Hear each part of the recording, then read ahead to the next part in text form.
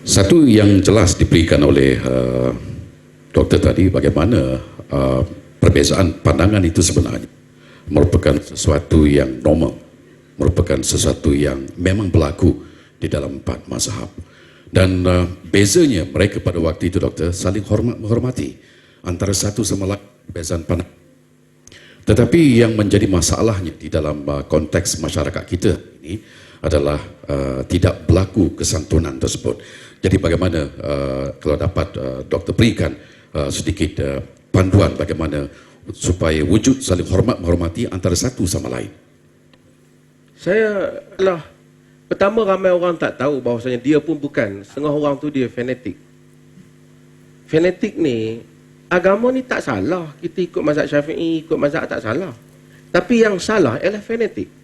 Fanatik dalam erti kata kita tak mau mengiktiraf bahawa saja kemungkinan pandangan mazhab kita itu lemah, ataupun kemungkinan banyak cara boleh dibuat macam saya kata tadi, ataupun kemungkinan ada pandangan yang lain yang lebih kuat.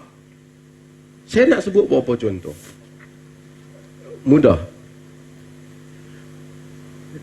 Apabila kita tahu bahawasanya mazhab agama ni luas, pandangan dia kadang-kadang ada benda dua bahagian. Satu dia panggil benda-benda yang qat'i, benda yang putus, tak boleh ada dua pandangan. Tak ada orang kata zina ni ada pendapat kata makruh, ada kata haram. Tak ada. Aku pakai hak makruh tu, kata. Tak ada. Yang tu tak ada lah. Kan? Arak ni tengoklah, kata, kalau sekiranya minum duduk dalam bilik seorang-seorang, tak kacau orang, ada kata makruh. Tak ada. Ini benda yang qat'i, yang semua orang sepakat haram. Tentang wajib salat, arak, judi, riba. Ini benda-benda yang clear. Puasa Ramadan, tak ada mazhab kata puasa Ramadan sunat. Tak ada, wajib. Yang khilaf apa? Yang khilaf tentang pendetilan ya. Pendetilan ya. Saya buat beberapa contoh dulu, sekali kita nak faham.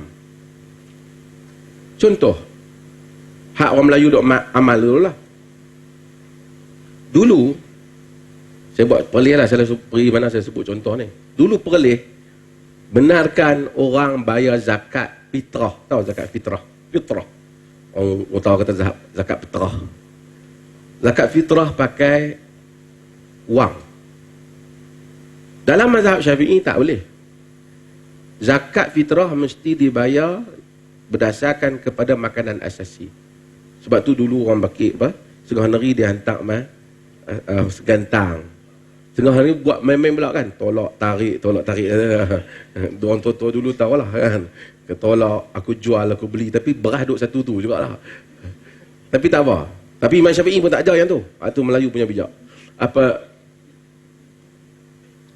Perlih oleh kerana perlih ni, perlih lagi saya sebut. Perlih ni dia kerana dia tidak ikat diri dia dengan satu mazhab. Dia bukan kata mazhab tak boleh pakai. Semua mazhab boleh pakai. Dia punya kaedahnya. Semua mazhab terpakai. Dengan itu tak perlu ikat dengan satu. Boleh diamalkan. Semua berdasarkan kepada keperluan lah. Jadi kita keluarkan pandangan bahawasanya boleh ya fitrah ni dengan wang. Pandangan ini ialah pandangan Abu Hanifah.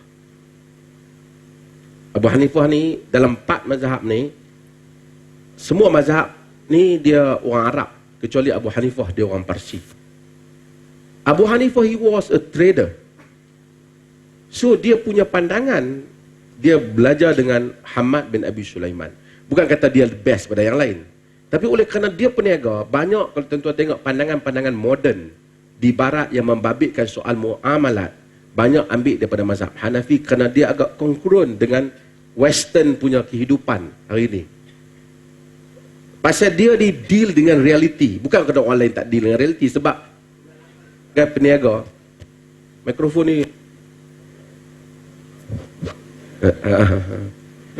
boleh dengar kot. Dengar okey tak apa. Kadang-kadang ada gangguan. Tak apa mesti. Bukan. Abu Hanifah punya pandangan, dia kata Nabi bayar alasan dalam Hanafi. Nabi bayar tu, bukan Abu Hanifah sajalah, semua mazhab Hanafi berpendapat. Nabi dulu dia bayar fitrah tu pasal dulu ni memang negara orang Islam dia tak ada mata wang. Zaman Nabi tak ada mata wang. Bukan ada duit cap. Rasulullah tak ada. Sistem jual beli ketika itu dia banyak lah. Mata wang dia ambil daripada beberapa kerajaan Rom, Parsi dan kerajaan-kerajaan yang ada emas dan perak, dan juga barter trade. Bagi gandum saya dapat daging, bagi gandum dapat baju, dan itu normal. So kalau orang Islam dapat satu pakai miskin dekat nak raya dapat 10 gantang, dia ambil satu dia beli baju, benda tu sistem yang berlaku. Dan Nabi tak suruh bayar mata wang kerana itu tak boleh didapati. Sekarang cuma apabila mata wang ada, mata wang lebih praktikal. Boleh bayar kata. Kerana kalau satu orang ada 3 gundi beras dalam rumah dia orang miskin, dengan miang apa semua cukup kan. Lepas tu nak raya lagi, nak pergi angkat beras cari orang nak beli, nak tukar, kena tukar pergi duit, lepas tu kena tukar pergi apa? Proses dia panjang. So, dalam mazhab Hanafi, dia kata okey boleh bayar duit. Mazhab Syafi'i tak. Mazhab Hanbali juga tak boleh. Kerana tidak ada semuanya sa' minat tamar, sa' minat sa'id. Dan hadis, segantang daripada tamar, segantang daripada bali. Nabi sebut. Tapi dia kata bukan itu tujuan dia. Dia dah maksud dah. Kita perlih masa lalu, kata boleh bayar pakai mata wang. Ikut kadar harga beras. Oh, masa tu perlih sesat. Keluar mazhab. Tahun 40-an lebih lah. Tapi hari ini, satu Malaysia pakai, dan itu keluar daripada mazhab Syafi'i. Sebab tu masa keluar bayar tu dapat saya tak Syafi'i. Okey, tapi pandangan yang akhir di kalangan Syafi'i tak. Contoh sama juga dalam mazhab Syafi'i. Dia jual beli, kita kena sebut dia pada bai' mu'atah. Kita bila jual beli, kita sebut saya jual ataupun saya beli. Saya selalu buat cerita ni. Ada seorang Cina di Bukit Mentajam. Saya pergi kedai dia jual mangkuk pinggan. Kalau beli mesti dia akan habaq. Saya jual, saya beli. Dia Islam tak masuk, dia masuk mazhab aja. Saya selalu kata you mazhab Syafi'i oh. Dia suruh saya pula kata, cakaplah lu beli. Dia takut tak sah. Imam Syafi'i tak salah. Itu satu tafsiran. Bukan saya nak persendakan pandangan tu, tapi saya kata Cina tu. Kerana dia kata tijarah, untuk adanya tijarah antaradin minkum. Jual beli yang berlaku redha di antara kamu. Kan? Ila an takuna tijaratan antaradin minkum. Jual beli yang redha. Kan? Apa tafsiran redha? Saya ambil barang, saya tak boleh lah kata awak kena beli kan. Saya jual, bukan kita rampas sesuka hati dan kita berikan wang dengan saya beli dengan rela hati. Abu Hanifah dalam mazhab dia lihat bahawasanya Abu Hanifah dia melihat bahawasanya oleh kerana dia peniaga, dia kata kalau orang tu beli, bagi duit dan orang tu bagi barang, tanda redha. Tak payah cakap. Tak semesti cakap. Dan saya ingat itu pun yang saudara-saudara amalkan. Kan? Bila kita pergi beli barang di supermarket, ada kata, saya jual, saya beli. Terutama bila kita guna mesin tu kan. Kalau tunggu mesin tu kata saya jual sampai pagi esok, tak habis. Kan?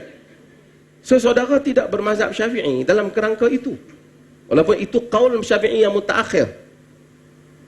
Sebab itu maka keluar daripada kerangka mazhab itu telah berlaku. Maka tak ada pula orang mencerca. Okey, saya pergi kepada contoh-contoh yang lain.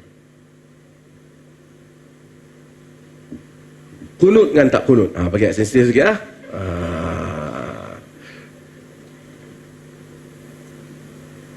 Dalam mazhab Syafi'i, dia kunut bagi setiap solat subuh.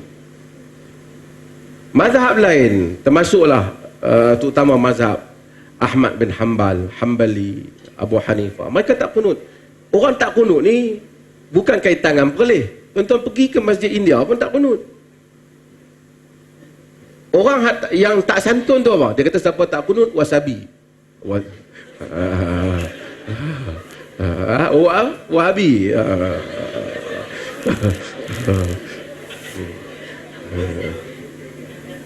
Ini adalah pandangan mazhab. Ini pandangan mazhab. Kerana di dalam Bukhari memang ada hadis Nabi kunut. Qanatan Nabi sallallahu alaihi wasallam fi salatil fajr, salatil subh. Nabi kunut pada solat subuh, riwayat Anas. Tapi ada riwayat juga Nabi kunut pada solat asar, pada solat zuhur. Jadi kunut ini ditafsirkan oleh ulama-ulama dalam mazhab lain ialah kunut nazilah. Yang Nabi buat khusus untuk Ra'il dan Zakwan.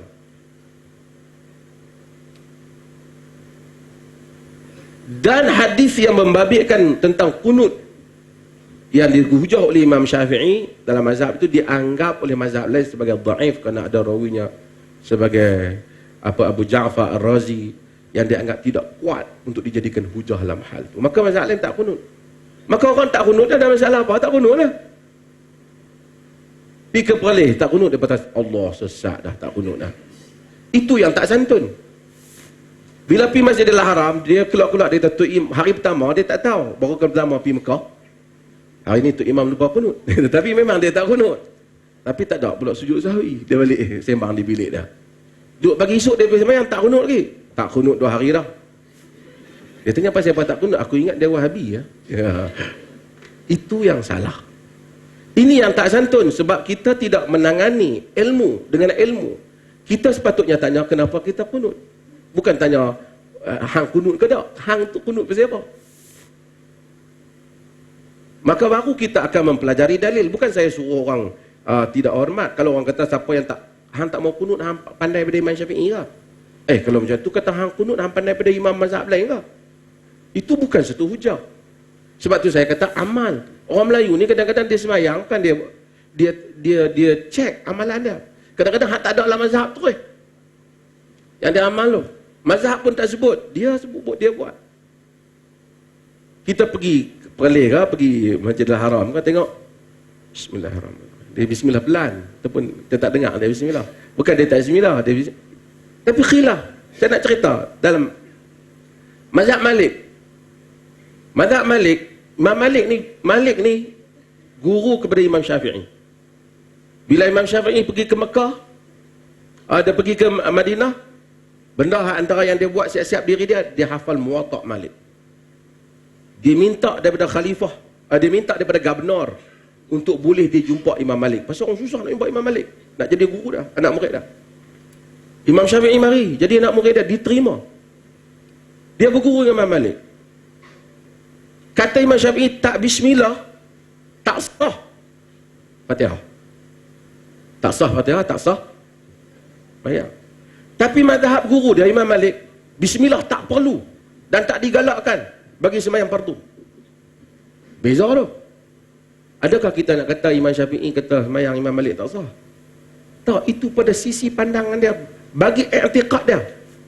Kalau dia dah anggap Imam Malik hujah, pada penghujahan Imam Malik dia bukan, maka pada Imam Malik tak ada masalah.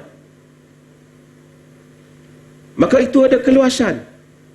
Agama ni ada banyak benda yang luas. Kerana keluasan ini manusia hidup. Tapi yang peliknya apabila kita kata siapa kunut batal semayang, contohnya, ataupun siapa tak kunut batal semayang. Ini melampau lah. Macam ada orang kata siapa semayang 8 tak sah tarawih. Terkenal tu. Nak semayang 20, semayang lah, tak apalah. Ada orang semayang 8. Tapi tengok orang semayang 8. Tengok budak ni. Tahun lepas tak semayang. Bukan tak semayang tarawih. Subuh pun tak semayang. Aisyah pun tak semayang. Tahun ni bertobat. Semayang maghrib, subuh, zuhur, asar, maghrib, isyak. Dengan tarawih kali. Tapi 8 lah, tak larat Kawan duduk belakang. Teruk. Wahabi. Kawan baru je semayang. Pasal apa Wahabi? 8. Janganlah. Ini yang fanatik. Yang kita nak atasi yang ini. Yang ini yang banyak dalam masyarakat.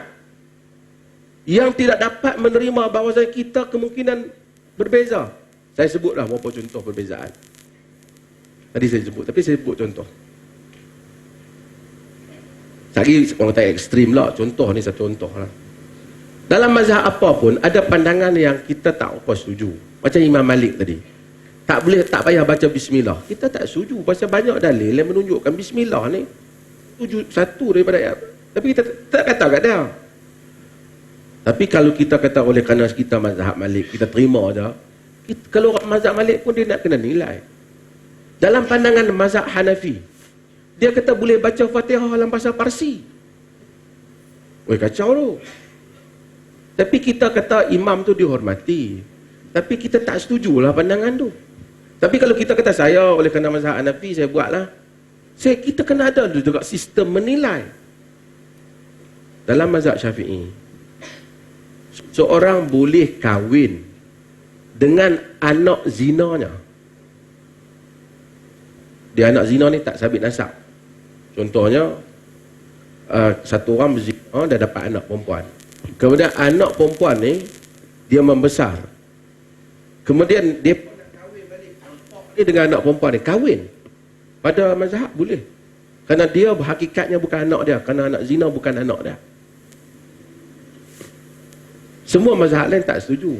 Kerana itu anak biologi dia. Kalau tanya saya tak setuju. Tapi taklah saya kata, Imam Syafi'i, kata saya tak setuju lah. Orang menyusu pun tak boleh susuan.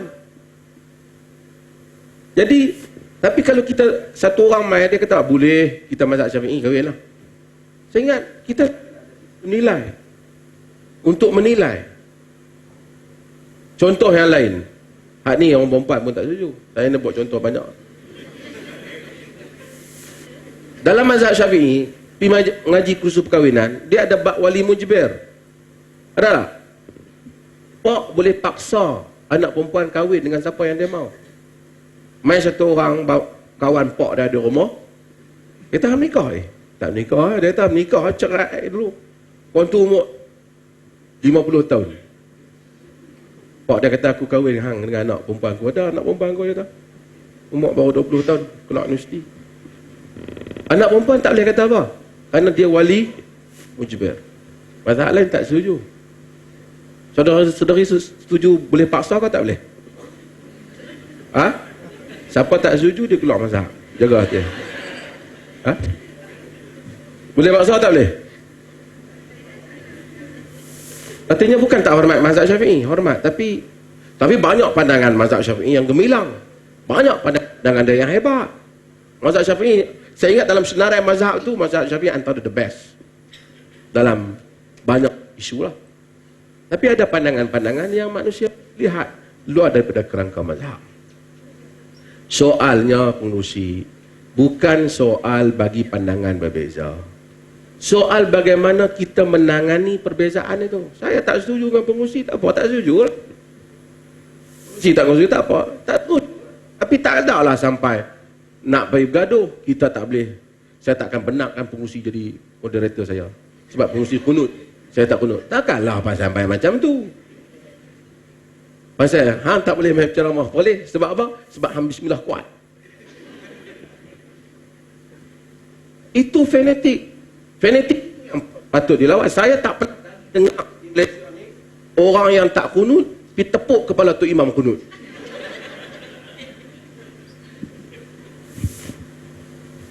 Tapi ada pandangan yang saya bagi tahu tak ada dalam mazhab. Yang dianggap sebagai mazhab. Lagi saya sebut kemudian. Contoh lagi pengurusi saya sebut. Yang tak ada dalam mazhab. Contohnya arwah. Tak ada. Mazhab Syafi'i tak benarkan. Ada berkata kitab Syafi'i. Tak, dalam mazhab Syafi'i tak benarkan. Kitab dia semua tak benarkan. Ada buku yang ditulis oleh Haji Syafi'i. Dia bukan Imam Syafi'i. Itu orang kampung. Dia keturunan Jawa. Agam. Kalau orang mati, kita pergi hantar makan kat dia. Bukan kita piti bayar lauk dia. Itu lambang ukhuwah kita. Isna'u li ali Ja'far ta'aman qad ja'ahum ma yashghuluhum. Buat untukkan keluarga Ja'far makanan, telah datang pada mereka perkara yang menyusahkan mereka apabila Ja'far meninggal. Dalam hadis Tirmizi, Ibnu Majah, sahabat Nabi suruh sahabat hantar makan kat dia, bukan makan rumah dia. Tapi kita kawan ni mati, malam penuh kita makan rumah dia.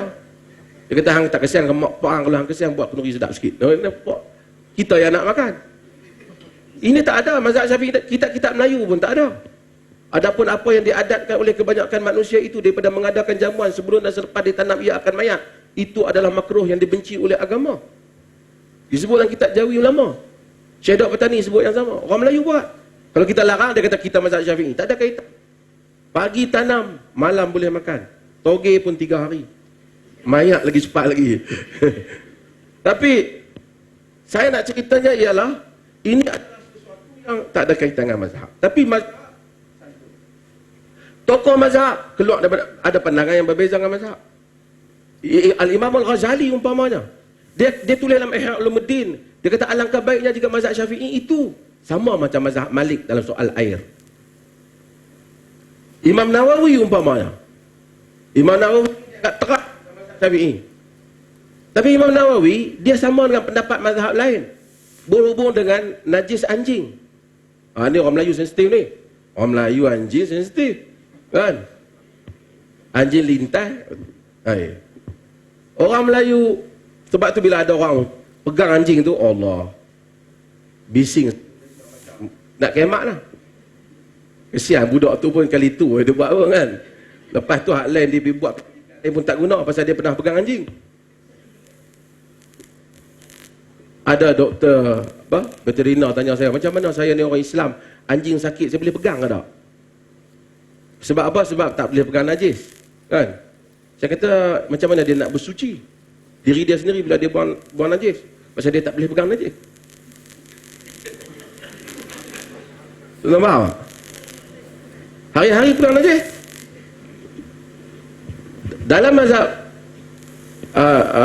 Imam Nawawi, dia anjing dan babi.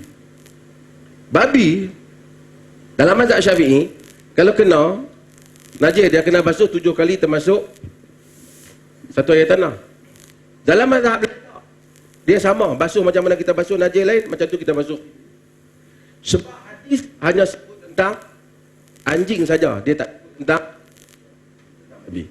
Hadis saya selalu sebut dah. Anjing saja. Kan jilatan anjing. Faghsil sab'amarat ulahunna biturab. Basuh 7 kali, satunya dengan air tanah. Babi dia tak sebut. Cuma Imam Syafi'i kata, kalau anjing pun 7 kali satu air tanah, babi lagi teruk. Cuma kata Nawawi, tapi untuk nak kata babi lebih teruk tu atas alasan apa?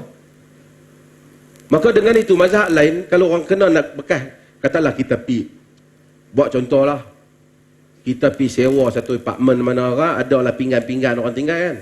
Kita pun takutlah tak pergi pinggan ni dia pernah makan apa? Makan khinzir ke apa?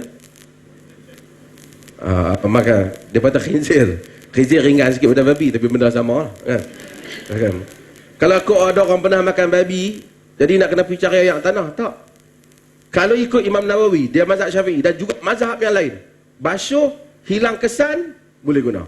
Tak perlu air tanah. Sebab air tanah itu hanya disebut bagi kes anjing. Cuma Imam Syafi'i kias dengan babi. Ada sebab tu kita belanja begitu banyak. Pasal nak ikan tu dengan apa? Air tanah tu. Cuma kalau tanya saya tak perlu belanja banyak tu. Pakai mazhab Imam Nawawi dan mazhab-mazhab lain. Basuh. Yang perlu ialah jilatan anjing ataupun bekas anjing. Kalau Imam Syafi'i kata hak mana basah dengan anjing lah.